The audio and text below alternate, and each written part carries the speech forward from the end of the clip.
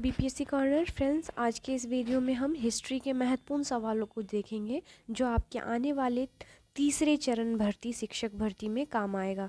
तो फ्रेंड्स, आपकी एग्ज़ाम जो है 24 अगस्त तक आपको आयोग ने डेट दिया है कि 24 अगस्त तक हम अपना एग्ज़ाम जो है कंडक्ट करवा लेंगे। तो ऐसे में फ्रेंड्स, तैयारी आपको अभी से करनी है क्योंकि जो भी महीने आपके पास बच रहे हैं, ये 6-7 महीना, उसमें आपको पूरी तरह से हर जो है एक एक चैप्टर को कवर कर लेना है, जिससे आपका एग्जामिनेशन काफ़ी जो है इजी हो जाए। क्योंकि आपने क्वेश्चन पेपर देखा होगा, लेवल इजी टू मॉडरेट रहता है, लेकिन जो होता है कि कट ऑफ काफ़ी हाई चला जाता है। तो ऐसे में फ्रेंड्स, पढ़ने की ज़रूरत अभी से है आपको, क्योंकि आप 1-2 महीने में अच्छे से प्रिपरेशन नहीं कर पाएंगे और ऐसे में आपका सिलेक्शन नहीं हो पाएगा बीपीएससी शिक्षक भर्ती तीसरे चरण में। तो फ्रेंड्स, इसी संदर्भ में हम जो है महत्वपूर्ण सवालों को देखेंगे हिस्ट्री के। तो हम लोगों ने बिहार का भी सवाल को कर रहे हैं एक एक चैप्टर करके। तो प्लीज़, अगर आप मेरे चैनल पर नए आए हैं तो आप उन सभी वीडियोस को देख लीजिए जो हम लोगों ने ऑलरेडी कर रखा है। तो फ्रेंड्स, चलिए आज के वीडियो में हम हिस्ट्री के सवालों को डील करेंगे और इम्पॉर्टेंट सवाल है फ्रेंड्स, क्योंकि किसी ना किसी एग्ज़ाम में ये सभी सवाल आपको देखने को मिलेगा और घुमा फिरा कर सवाल यही सब पूछे ही जाएंगे आपसे एग्ज़ाम में। तो अभी से ही क्लियर रखिएगा हर चीज़ को, तो काफ़ी आपके लिए एग्ज़ाम निकालना ईजी हो जाएगा। तो देखते हैं हम पहले सवाल को। आज का पहला जो सवाल है, मुद्रा राक्षस का लेखक निम्न में कौन है, आपको यह बताना है। ऑप्शंस दिए गए हैं, अश्वघोष, विशाखदत्त, कालिदास या भास। फ्रेंड्स, ऐसे सवाल आपने देखा होगा, अक्सर किसी न किसी प्रीवियस ईयर क्वेश्चंस में पूछा जाता है, चाहे बीपीएससी हो, चाहे एसएससी हो, या चाहे कोई भी आयोग हो। तो आपको पता होगा जो मुद्रा राक्षस है ये लिखा गया था विशाखदत्त के द्वारा। तो ऑप्शन क्या हो जाएगा, बी हो जाएगा फ्रेंड्स इसका राइट आंसर। चलिए नेक्स्ट देख लेते हैं क्वेश्चन नंबर 2 को। क्वेश्चन नंबर 2 में है, महमूद गजनवी का दरबारी इतिहासकार कौन था। हसन निज़ामी, उतबी, फिरदौसी या चंदबरदाई। तो जो महमूद गजनवी थे, इनके दरबारी इतिहासकार जो थे, इतिहासकार यह थे आपके फिरदौस। ऑप्शन क्या हो जाएगा, फिरदौस। इन्होंने महमूद गजनवी का जो है पूरा इतिहास को लिखा था। तो ऑप्शन सी इसका राइट आंसर हो जाएगा। चलिए अब देखते हैं क्वेश्चन नंबर 3 को। फटाफट करते हैं क्वेश्चन को, क्योंकि ये जो है इसमें मैं कुल 399 यानी अप्रॉक्स 400 क्वेश्चंस ऐसे करवा दूंगी, जितना पढ़ लेने से आपका जो सिलेक्शन है काफ़ी ईजी हो जाएगा फ्रेंड्स। बस मान लीजिए कि आपने हिस्ट्री का सारा सॉल्व कर लिया क्वेश्चंस, तो कुल 400 क्वेश्चंस होंगे, 1 बाय 1 मैं करके करवा दूंगी। तो प्लीज़ फ्रेंड्स, सब्सक्राइब कर लीजिए ताकि आपको नोटिफिकेशन टाइम टू टाइम मिलता रहे। चलिए नेक्स्ट सवाल है, हंटर कमीशन की रिपोर्ट में किसके विकास पर विशेष जोर दिया गया था। जो हंटर कमीशन आई थी, इसमें बताना है आपको किसके विकास पर जोर दिया गया था। बालिका शिक्षा पर, उच्च शिक्षा पर, प्राथमिक शिक्षा या टेक्निकल या जिसे तकनीकी शिक्षा कहते हैं, इस पर विशेष ध्यान दिया गया था। तो आपको पता होगा जो हंटर कमीशन आई थी, इसने प्राइमरी एजुकेशन यानी प्राथमिक शिक्षा पर काफ़ी विशेष बल दिया था। तो ऑप्शन सी इसका राइट आंसर हो जाएगा फ्रेंड्स। चलिए अब देख लेते हैं क्वेश्चन नंबर 4 को। क्वेश्चन नंबर 4 कह रहा है, अशोक की शिलालेखों की क्या लिपि थी। यह बीपीएससी पीटी परीक्षा में बहुत बार आपने देखा होगा सवाल, तो याद रखिएगा फ्रेंड्स। अशोक की शिलालेखों की जो लिपि थी, यह मानी जाती है आपका हायरोग्राफिक्स। ऑप्शन क्या हो जाएगा इसका, डी हो जाएगा इसका राइट आंसर। चलिए नेक्स्ट देख लेते हैं क्वेश्चन नंबर 5 को। 5 में है, हम्पी के विट्ठल स्वामी मंदिर का निर्माण किसने कराया था। जो हम्पी है वहाँ का जो विट्ठल स्वामी मंदिर है, इसके निर्माण को किसने करवाया था। हरिहर प्रथम ने, देवराय प्रथम ने, कृष्णदेव राय ने या विजयराज द्वितीय ने। तो इसका राइट आंसर हो जाएगा, जो कृष्ण राय देव थे, इन्होंने विट्ठल स्वामी मंदिर का निर्माण करवाया था। तो ऑप्शन क्या हो जाएगा, सी इसका राइट आंसर हो जाएगा फ्रेंड्स। नेक्स्ट देख लेते हैं क्वेश्चन नंबर 6 को। निम्नलिखित गुफा चित्रों में सबसे पुराने चित्र कौन से थे या कौन से हैं, आपको बताना है। ऐसे सवाल आप प्रीवियस ईयर क्वेश्चंस में आपको ज़रूर मिल जाएंगे और ऐसे सवाल आप बिल्कुल याद रखना है, क्योंकि क्वेश्चन एग्जामिनेशन हॉल में ये सब सवाल अगर आते हैं तो आपसे बिल्कुल भी ना गलत ना हो पाए, क्योंकि ऐसा कई बार खुद पर्सनली एक्सपीरियंस से भी मैं बता रही हूँ कि आता आंसर है, लेकिन एग्जामिनेशन हॉल में हम कुछ गलत कर बैठते हैं। तो ह्यूमन नेचर होता है। ऑप्शंस दिया गया है आपका, भीमबेटका, एलोरा, अजंता और चिंतन वासल। तो ऑप्शन क्या हो जाएगा, जो गुफा चित्रों में सबसे पुराने चित्र हैं, यह माने जाएंगे आपके एलोरा की जो है चित्र। तो ऑप्शन बी हो जाएगा। ये एलोरा है कहाँ फ्रेंड्स, तो सभी को पता होगा, चलिए ये जो है आपके महाराष्ट्र में अवस्थित है। और फ्रेंड्स इसके बाद जो होगा मैं ज्योग्राफी, पॉलिटी, आपको धीरे धीरे साइंस सभी के क्वेश्चंस करवाऊंगी, तो प्लीज़ आप वीडियो को शेयर भी कर दिया कीजिए। चलिए नेक्स्ट देख लेते हैं अगले सवाल को। कम्युनिस्ट इंटरनेशनल का सदस्य बनने वाला पहला भारतीय कौन था? आपको बताना है जो कम्युनिस्ट इंटरनेशनल का सदस्य बनने वाला पहला भारतीय कौन था। क्या एम.एन. रॉय थे, मुजफ्फर अहमद थे, एस.ए. डांगे, या इनमें से कोई नहीं? तो इसका राइट आंसर हो जाएगा एम.एन. रॉय पहले कम्युनिस्ट इंटरनेशनल सदस्य बनने वाले प्रथम भारतीय थे, एम.एन. रॉय। याद रखिएगा, नाम काफ़ी इंपॉर्टेंट है। नेक्स्ट देख लेते हैं। औरंगजेब ने अपने पिता को किस किले में नज़रबंद कर दिया जहां 8 वर्ष बाद नज़रबंदी की हालत में ही शाहजहां की मौत हो गई? वह किला था आगरा का किला, लाहौर का किला, ग्वालियर का किला, या उपयुक्त में से कोई नहीं? इसका राइट आंसर हो जाएगा। तो फ्रेंड्स इसका राइट आंसर हो जाएगा आपका ऑप्शन ए, आगरे के किले में ही जो है शाहजहां को बंद किया गया था या नज़रबंद किया गया था जहां उनकी मौत हो गई थी, और यह कार्य उनके बेटे औरंगजेब के द्वारा किया गया था। नेक्स्ट देख लेते हैं क्वेश्चन नंबर 9 को। निम्नलिखित किस शहर में अशोक के शिलालेख नहीं है? अशोक के शिलालेख कहाँ नहीं है आपको यह बताना है। गिरनार गुजरात में जो अवस्थित है, गंधार जो आपको मिल जाएगा पाकिस्तान क्षेत्र में, पाटलिपुत्र या टोपरा। पाटलिपुत्र पटना में है, तो आप सभी को पता होगा ऑप्शंस देख के भी। कई बार जो है हम एलिमिनेशन मेथड से भी कभी कभी क्वेश्चंस को अच्छे से टैकल कर लेते हैं फ्रेंड्स। तो इसका राइट आंसर क्या हो जाएगा? ऑप्शन क्या हो जाएगा? डी हो जाएगा। ऑप्शन डी हो जाएगा इसका राइट आंसर। चलिए नेक्स्ट देख लेते हैं क्वेश्चन नंबर 10 को। महात्मा गांधी ने वर्ष 1930 में सविनय अवज्ञा आंदोलन का आरंभ किया था सेवाग्राम से, डांडी से, साबरमती से, या वर्धा से? तो जो सविनय अवज्ञा आंदोलन का आरंभ है 1930 में महात्मा गांधी ने किया, कहाँ से था? डांडी से, क्योंकि डांडी मार्च इसे ही कहा जाता है। तो ऐसे में डांडी से साबरमती तक किसने जो है यात्रा की थी? तो याद रखिएगा ऑप्शन बी हो जाएगा इसका राइट आंसर। चलिए नेक्स्ट देख लेते हैं अगले सवाल को। सवाल है आपका, स्वतंत्र भारत के प्रथम मंत्रिमंडल में केंद्रीय शिक्षा मंत्री कौन थे? आपको यह बताना है प्रथम मंत्रिमंडल के। तो जो प्रथम शिक्षा मंत्री थे यह कौन थे फ्रेंड्स? तो यह हो जाएंगे आपके मौलाना अबुल कलाम आज़ाद। इन्हीं के डेट ऑफ बर्थ में हम प्रत्येक वर्ष जो है क्या मनाते हैं फ्रेंड्स? तो शिक्षा दिवस मनाते हैं। तो ऑप्शन क्या हो जाएगा? सी इसका राइट आंसर हो जाएगा। चलिए नेक्स्ट देख लेते हैं क्वेश्चन नंबर 12 को। क्वेश्चन नंबर 12 में है आपका, भारत में मोहम्मद गौरी ने किसको प्रथम अक्ता प्रदान किया था? मोहम्मद, अगर पूछे कि अक्ता को प्रारंभ किसने किया था, अक्ता प्रथा को, तो मोहम्मद गौरी ने। और भारत में मोहम्मद गौरी ने किसको अक्ता प्रथा जो है प्रदान किया था? तो यह हो जाएगा आपका कुतुबुद्दीन ऐबक को। ऑप्शन क्या हो जाएगा? बी इसका राइट आंसर हो जाएगा। चलिए नेक्स्ट देख लेते हैं क्वेश्चन नंबर 13 को। विशाख दत्त के प्राचीन भारतीय नाटक मुद्रा राक्षस की विषय वस्तु क्या है? आपको यह बताना है कि मुद्रा राक्षस जो विशेष है, तो इसको जो है इसकी विषय वस्तु क्या है, थीम क्या है इसका? तो फ्रेंड्स अगर आप बात कर ले थीम की, तो आप पाएंगे इसका जो राइट आंसर हो जाएगा, चंद्रगुप्त मौर्य के दरबार में राज दरबार की दुराभिसंधियों के बारे में। तो चंद्रगुप्त मौर्य से यह संबंध है। तो याद रखिएगा ऑप्शन डी हो जाएगा इसका राइट आंसर। नेक्स्ट सवाल में है, सिंधु घाटी सभ्यता में अग्नि पूजा किस स्थान पर खोजी गई अग्नि देवी से सिद्ध होती है? ऑप्शन दिए गए हैं, सुरकोटदा, आलमगीरपुर, कालीबंगा, चहुंदड़ो। ये सभी सिंधु घाटी के महत्वपूर्ण स्थल हैं जहाँ से कुछ ना कुछ हमें अवशेष प्राप्त हुए हैं। तो फ्रेंड्स इसका जो राइट आंसर हो जाएगा कि अग्नि देवी से सिद्ध होती है, खोजी गई अग्नि देवी से सिद्ध होती है अग्नि पूजा। तो फ्रेंड्स इसका राइट आंसर कालीबंगा हो जाएगा। ऑप्शन सी इसका राइट आंसर हो जाएगा। नेक्स्ट देख लेते हैं क्वेश्चन नंबर 15 को। किस स्थान से हड़प्पा सभ्यता से संबंधित पक्की मिट्टी का हल मिला है? पक्की मिट्टी का हल, यह सवाल भी आपने कई बार पीटी परीक्षा में आपको देखने को मिलेगा प्रीवियस ईयर के रूप में। तो याद रखिएगा फ्रेंड्स, जो आपका मिट्टी का हल प्राप्त हुआ था यह बनवाली से प्राप्त हुआ था। तो ऑप्शन ए हो जाएगा इसका राइट आंसर।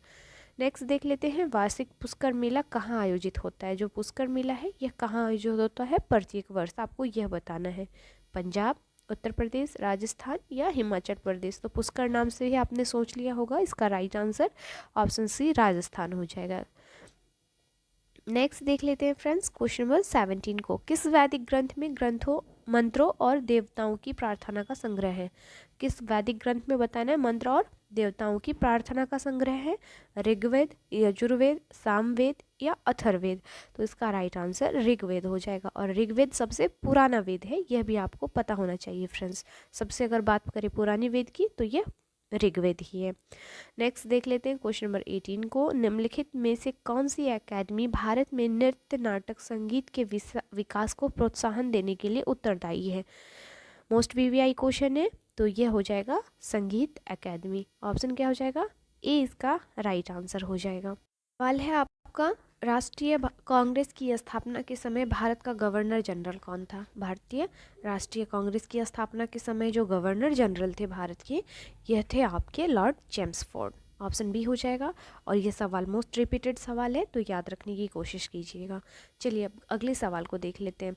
फ्रेंड्स, आप एक पढ़ाई तो कर ही रहे हैं, तो ऐसे में जो है किसी ऑथेंटिक बुक से पढ़िए। 50 बुक पढ़ने से अच्छा है हर स्टूडेंट, जो भी एक सक्सेस स्टूडेंट होता है जिसने किसी एग्ज़ाम को पास किया होगा, उसका एक आप थॉट सुनिएगा फ्रेंड्स, कि हमेशा वो ये इस चीज़ पे जोर देता है कि आप उस एग्ज़ाम की सिलेबस को अच्छे से पढ़िए, प्रीवियस ईयर क्वेश्चंस लगाइए, प्लस जो है एक ही बुक को ज़्यादा टाइम पढ़िए। ज़्यादा बुक पढ़ने से ज़्यादा अच्छा है कि एक बुक को बार बार पढ़ा जाए। तो ऐसे में जो है आपका जो सब कुछ क्लियर हो जाएगा, जो आपके नोट्स अच्छे से बन जाएंगे, आपके टॉपिक्स क्लियर हो जाएंगे। इसलिए ज़्यादा बुक बिल्कुल मतलब जो है मत पढ़िएगा, एक ही बुक पढ़िए और ऑथेंटिक बुक से पढ़े फ्रेंड्स। जो भी सोर्स है आपके पास ऑथेंटिक सोर्स रखें, क्योंकि आजकल मार्केट में बहुत सारे ऐसे क्लासेस, ऐसे बुक्स अवेलेबल हो चुके हैं जिसमें से कि बहुत कन्फ्यूजिंग हो जाता है कि क्या पढ़ा जाए क्या नहीं पढ़ा जाए। इसलिए बस अब जो है सिलेबस के अकॉर्डिंग ही पढ़ा कीजिए। चलिए देखते हैं अगले सवाल को। निम्नांकित जोड़ों में किसका सुमेल है, आपको यह बताना है। जो जोड़ा है वह सही मिला हुआ है। बात करें एलोरा गुफा की, तो इन्हें शक ने बनाया था। मीनाक्षी मंदिर, पल्लव, खजुराहो के मंदिर, चंदेल या महाबलीपुरम के मंदिर राष्ट्रकूटों ने। तो कौन सा मेल है, आपको सिर्फ ये चूज़ करना है। तो फ्रेंड्स सभी गलत हैं, देख लीजिए। अगर आप ऑप्शंस देखेंगे तो पाएंगे जो खजुराहो के मंदिर हैं यह चंदेल शासक ने बनवाया था, यह केवल जो है सही आपको दिया गया है। तो इस प्रकार से अगर आप देखेंगे फ्रेंड्स, तो ऑप्शन सी इसका राइट आंसर हो जाएगा। चलिए अब देख लेते हैं क्वेश्चन नंबर 21 को।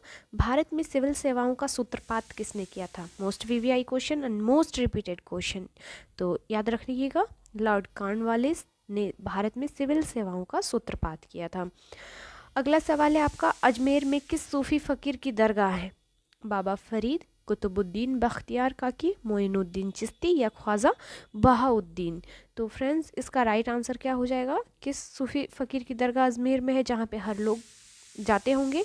तो मोइनुद्दीन चिश्ती हो जाएगा इसका राइट आंसर। चलिए नेक्स्ट देख लेते हैं क्वेश्चन नंबर 23 को। 78 ईस्वी से प्रारंभ होने वाले शक संवत का संस्थापक कौन था? बहुत ही महत्वपूर्ण सवाल है ये, और बहुत बार आपने विभिन्न प्रतियोगिता परीक्षा में देखा होगा।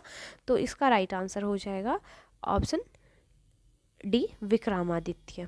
ऑप्शन क्या हो जाएगा? डी इसका राइट आंसर हो जाएगा। चलिए अब देख ले, अगला सवाल है हमारा, ताजमहल की डिज़ाइन तैयार करने वाला वास्तुकार कौन था? मोहम्मद हुसैन, उस्ताद ईसा, शाह अब्बास या इस्माइल? तो ताजमहल के जो डिज़ाइनर थे यह कौन थे? तो ये उस्ताद ईसा थे। ऑप्शन बी हो जाएगा इसका राइट आंसर। नेक्स्ट देख लेते हैं, तालिकोटा युद्ध के बाद कौन सा राज्य पूर्णतः समाप्त हो गया था?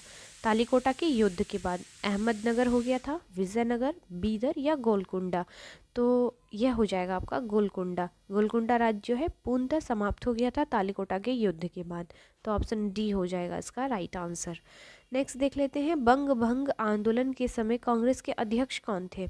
मोतीलाल नेहरू, गोपाल कृष्ण गोखले, चित्तरंजन दास या राम बिहारी बोस होना चाहिए।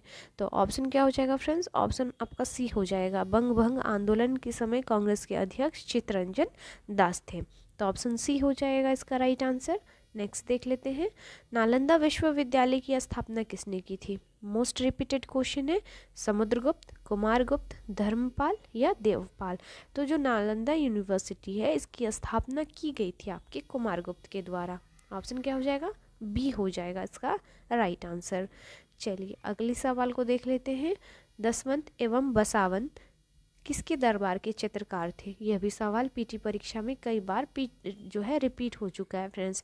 तो जो दसवंत और बसावन थे, यह चित्रकार जो थे किस दरबार से रिलेट करते हैं? तो यह जहांगीर के दरबार में रहा करते थे और वहाँ पे चित्रकारी करते थे। तो ऑप्शन ए हो जाएगा इसका राइट आंसर। अगला सवाल है हमारा, बाबर की आत्मकथा तुजुक बाबरी जिस भाषा में लिखी गई वह थी, कौन सी थी भाषा? बाबर की आत्मकथा जिस भाषा में लिखी गई थी, तो वह भाषा थी फ्रेंड्स आपका तुर्की भाषा। तुजुक बाबरी तुर्की भाषा में लिखी गई थी, याद रखिएगा। नेक्स्ट देख लेते हैं क्वेश्चन नंबर 30 को। सल्तनत काल में निम्नलिखित में से किस सुल्तान ने आगरा नगर की स्थापना की थी? सल्तनत काल में ही जो है आगरा नगर की स्थापना की गई थी, और किया किसने था? तो आगरा नगर को बसाया था सिकंदर लोदी ने, याद रखिएगा फ्रेंड, सिकंदर लोदी ने। तो ऑप्शन डी हो जाएगा इसका राइट आंसर। नेक्स्ट सवाल है आपका, दिल्ली के किस सुल्तान को उसकी उदारता के कारण लाख बख्श कहा जाता है या पुकारा जाता है? मोस्ट वीवीआई क्वेश्चन है, आप ऑलमोस्ट सभी एग्जाम में इसको देख पाएंगे। तो फ्रेंड्स इसका राइट आंसर कुतुबुद्दीन ऐबक होगा। यह जो है अपने दानी होने के कारण इसे जो है लाख बख्श कहा जाता है, मतलब लाखों में अपने आप दान दिया करते थे, इस कारण लोगों ने इसे लाख बख्श कहना शुरू कर दिया। चलिए क्वेश्चन नंबर 32 को देख लेते हैं। हरिजन सेवक संघ की स्थापना किसने की थी? बी.आर. शिंदे, महात्मा गांधी, भीमराव अंबेडकर, ज्योतिबा फूले। सभी को इसका आंसर आई होप पता होना चाहिए। महात्मा गांधी हरिजन सेवक संघ की स्थापना से जुड़े हुए थे, तो ऑप्शन बी हो जाएगा इसका राइट आंसर। नेक्स्ट देख लेते हैं क्वेश्चन नंबर 33 को। 1930 में गांधी जी ने दांडी यात्रा आरंभ की थी, कहाँ से की थी फ्रेंड्स? तो नमक पर कर आरोपित करने के विरुद्ध जो है इन्होंने दांडी की यात्रा की थी। नमक पर टैक्स ना लगा की चाह रखने के लिए जो है इन्होंने नमक आंदोलन किया था, या जिसे क्या बोला जाता है, दांडी यात्रा कहा जाता है। तो ऑप्शन बी हो जाएगा इसका राइट आंसर। नेक्स्ट देख लेते हैं क्वेश्चन नंबर 34 को। Question number 34 most VVI question है फ्रेंड्स, प्लीज़ आप वीडियो को पूरा मन से देखिएगा और क्वेश्चन आप खुद जजमेंट कर लीजिएगा फ्रेंड्स के क्वेश्चन एक भी इधर उधर के फालतू क्वेश्चंस आपको बिल्कुल भी दिखाई नहीं देंगे। ऐसे ही क्वेश्चन आपको एग्जाम में भी आपके एग्जामिनेशन हॉल में दिखाई देंगे, और वही क्वेश्चन जो है मैं आपको इस वीडियो के थ्रू अभी से ही जो है रिविज़न तौर पे करवा रही हूँ। तो फ्रेंड्स प्लीज़ वीडियो को लाइक शेयर ज़रूर कर दीजिएगा और सब्सक्राइब ज़रूर कर लीजिएगा, क्योंकि नोटिफिकेशन आप तक तभी पहुंचेगा। तो क्वेश्चन नंबर 34 में है, सत्य के साथ मेरे प्रयोग माई एक्सपेरिमेंट विथ ट्रुथ नामक पुस्तक के लेखक कौन है? बुक देखकर आपको पता चल ही गया होगा, महात्मा गांधी के द्वारा लिखा गया था माई एक्सपेरिमेंट विथ ट्रुथ। तो ऑप्शन सी इसका राइट आंसर हो जाएगा। चलिए देखते हैं अब अगले सवाल को। अगला सवाल है, आईने अकबरी का लेखक कौन है? ऑप्शन क्या हो जाएगा? ऑप्शंस दिए गए हैं, अबुल फजल, अब्दुल समद, बैरम खान, राजा टोडरमल। तो जो आईने अकबरी है इसके लेखक कौन है? तो यह हो जाएंगे अबुल फजल, आईने अकबरी के लेखक हैं। चलिए नेक्स्ट देख लेते हैं क्वेश्चन नंबर 36 को। गुप्त वंश के किस राजा को भारत का नेपोलियन कहा जाता है? तो भारत का नेपोलियन कहा जाता है, यह कौन है? समुद्रगुप्त को। अपनी महानता के कारण इसे जो है भारत का नेपोलियन कहा जाता है, और गुप्त वंश के जो है ये शासक थे। तो ऑप्शन ए हो जाएगा इसका राइट आंसर। सवाल है, निम्नलिखित में किसको भारतीय शिक्षा का मैग्ना कार्टा कहा जाता है? मोस्ट रिपीटेड क्वेश्चन है, तो इसका राइट आंसर क्या हो जाएगा फ्रेंड्स? वुड का डिस्पैच को। याद रखिएगा, वुड डिस्पैच को क्या कहा जाता है? भारतीय शिक्षा का मैग्ना कार्टा कहा जाता है। अगला सवाल है, एलिफेंटा के प्रसिद्ध सैल को काटकर बनाए गए मंदिर का श्रेय दिया जाता है किस शासकों को दिया जाता है? चालुक्यों को, चोलों को, पल्लवों को, या राष्ट्रकूटों को? तो फ्रेंड्स जो एलिफेंटा के प्रसिद्ध सैल को काटकर बनाए गए मंदिरों का श्रेय दिया जाता है, यह आपके राष्ट्रकूटों को दिया जाता है। इन्होंने ही जो है एलिफेंटा के मंदिरों का निर्माण करवाया था पत्थर को काटकर। तो ऑप्शन डी हो जाएगा इसका राइट आंसर। चलिए नेक्स्ट देख लेते हैं, नवदा टोली किस राज्य में अवस्थित है? पहले जान लीजिए फ्रेंड्स, जो नवदा टोली है यह आपके हड़प्पा सभ्यता का एक महत्वपूर्ण स्थल है, और यह है किस राज्य में अवस्थित? तो याद रखिएगा यह मध्य प्रदेश में अवस्थित है। तो ऑप्शन डी हो जाएगा इसका राइट आंसर। चलिए नेक्स्ट देख लेते हैं, किस अधिनियम के द्वारा ब्रिटिश संसद ने ईस्ट इंडिया कंपनी का भारत में व्यापारिक एकाधिकार समाप्त कर दिया था? मोस्ट रिपीटेड क्वेश्चन है फ्रेंड्स, बीपीएससी का पीटी परीक्षा में तो इसका राइट आंसर क्या हो जाएगा? चार्टर एक्ट 1813 के द्वारा जो है आपका ब्रिटिश संसद ने ईस्ट इंडिया कंपनी में जो है भारत में व्यापारिक एकाधिकार को समाप्त कर दिया था। चार्टर अधिनियम 1813 के द्वारा, याद रखिएगा। चलिए नेक्स्ट देख लेते हैं। शाहू को मुगल कैद से किसने मुक्त किया था? जो शाहू थे इनको मुगल कैद से किसने मुक्त किया था? तो इन्हें मुक्त किया गया था शहजादा आजम के ने। ऑप्शन क्या हो जाएगा? सी हो जाएगा, शहजादा आजम ने। नेक्स्ट देख लेते हैं क्वेश्चन नंबर 42 को। पुर्तगालियों ने गोवा को किस वर्ष में हस्तगत किया था? यहाँ पे टाइपिंग एरर है फ्रेंड्स। पुर्तगालियों ने गोवा को किस वर्ष हस्तगत किया था? तो आप इसका आंसर याद रखिएगा फ्रेंड्स, 1510 में हो जाएगा इसका राइट आंसर। चलिए नेक्स्ट देख लेते हैं क्वेश्चन नंबर 43 को। 13वीं और 14वीं शताब्दी में उत्तरी भारत में शहरी क्रांति की अवधारणा को किसने प्रस्तुत किया था? जो 13वां और 14वां शताब्दी था, उत्तर भारत में शहरी क्रांति की अवधारणा को प्रस्तुत किसने किया था? तो इसको जो प्रेजेंट किया गया था मोहम्मद हबीब के द्वारा। ऑप्शन बी हो जाएगा इसका राइट आंसर। चलिए नेक्स्ट देख लेते हैं। निम्नलिखित में कौन नवपाषाण काल को दर्शाता है? तो इसका राइट आंसर चिरांद हो जाएगा। ये नवपाषाण काल के बहुत सारे यहाँ पे अवशेष मिले हैं, आपको पता होगा, इसलिए यह जो है नवपाषाण युग को दर्शाता है।